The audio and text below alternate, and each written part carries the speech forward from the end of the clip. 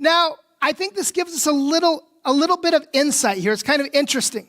I think it explains a couple things to us. Remember earlier when Gideon goes and he tears down the altar of Baal? And remember the people of the village want to come out and they want to put him to death?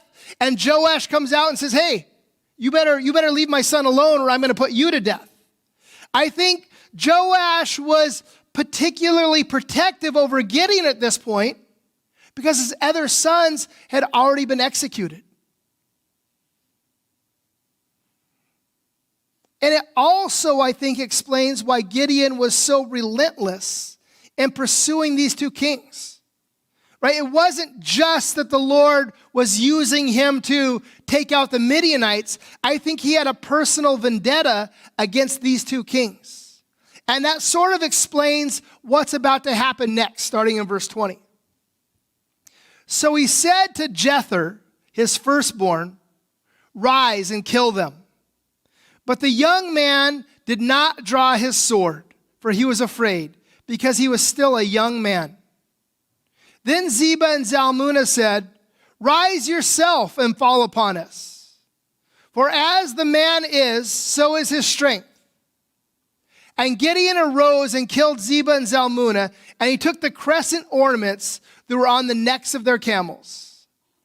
So up to this point, it's sort of just been an interesting narrative, kind of talking about how Gideon followed up on the battle from last week. But as we move into verse 22 here, there's this shift, sort of this tragic shift in the narrative.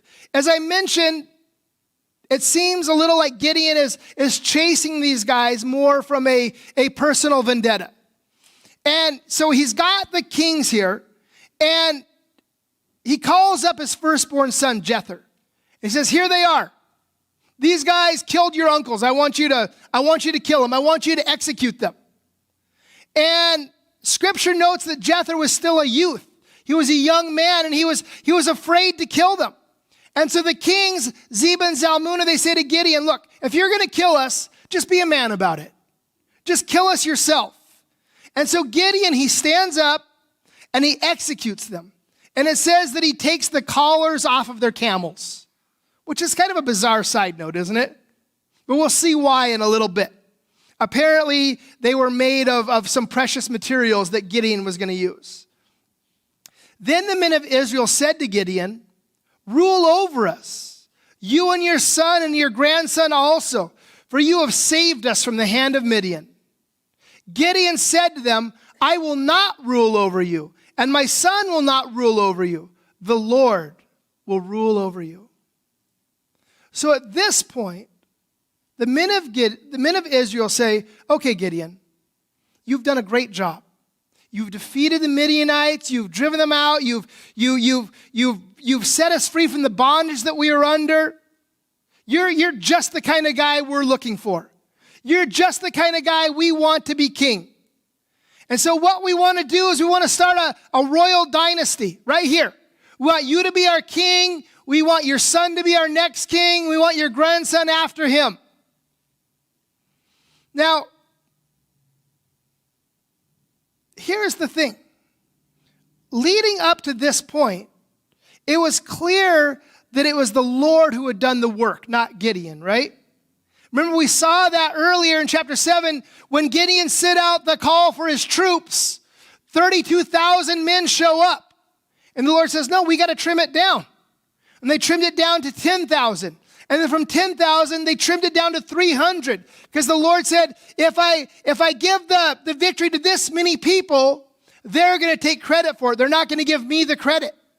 And this is exactly what we see happening now. The people, even though God was clearly the one doing the work, the people begin to give Gideon credit. They say, look, Gideon, you saved us. Gideon, you delivered us. Gideon, you be our king. And Gideon here, he gives the people the right answer. He says, no, I'm not going to be your king. Neither will my sons be your kings. The Lord will rule over his people. And at this moment, it seems like Gideon is in the right frame of mind here. He says the right things. Unfortunately, we're going to see in the coming verses that his actions betray his words. His actions betray his true heart. In verse 24, and Gideon said to them, let me make a request of you. Every one of you give me the earrings from his spoil, for they had golden earrings because they were Ishmaelites. So Gideon says, look, I don't want to be king, but I have this one request from you. Give me all the earrings that you took from the Ishmaelites and the Midianites.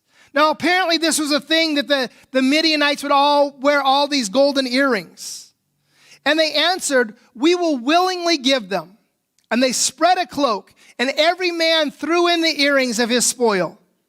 And the weight of the golden earrings that he requested was 1,700 shekels of gold, beside the crescent ornaments and the pendants and the purple garments worn by the kings of Midian, and besides the collars that were around the necks of their camels.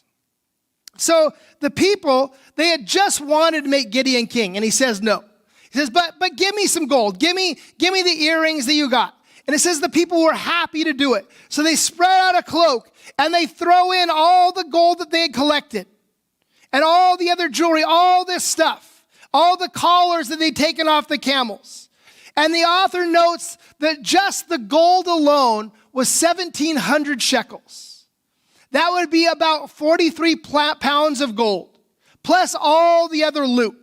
So this is a couple $1 million that we're talking about that Gideon requests in tribute. And the issue wasn't even necessarily the money that he connected. It wasn't the gold that was Gideon's undoing. It was how he's about to use the gold that causes his downfall. Verse 27, and Gideon made an ephod of it, and he put it in his city in Ophrah. And all the people whored after it there. And it became a snare to Gideon and to his family. So Midian was subdued before the people of Israel, and they raised their heads no more. And the land had rest 40 years in the days of Gideon. So Gideon, it says that he makes this golden ephod. Now an ephod is basically a fancy shirt that the high priest would wear as he's ministering in the tabernacle or in the temple. And so Gideon makes himself one of these high priestly garments, and he takes it and he puts it in his city. And I imagine it was probably beautiful, right? It's the blingiest of blingy shirts, right? It was the solid gold chainmail thing. But here's why it was such an egregious act. Gideon does two things when he creates this golden ephod.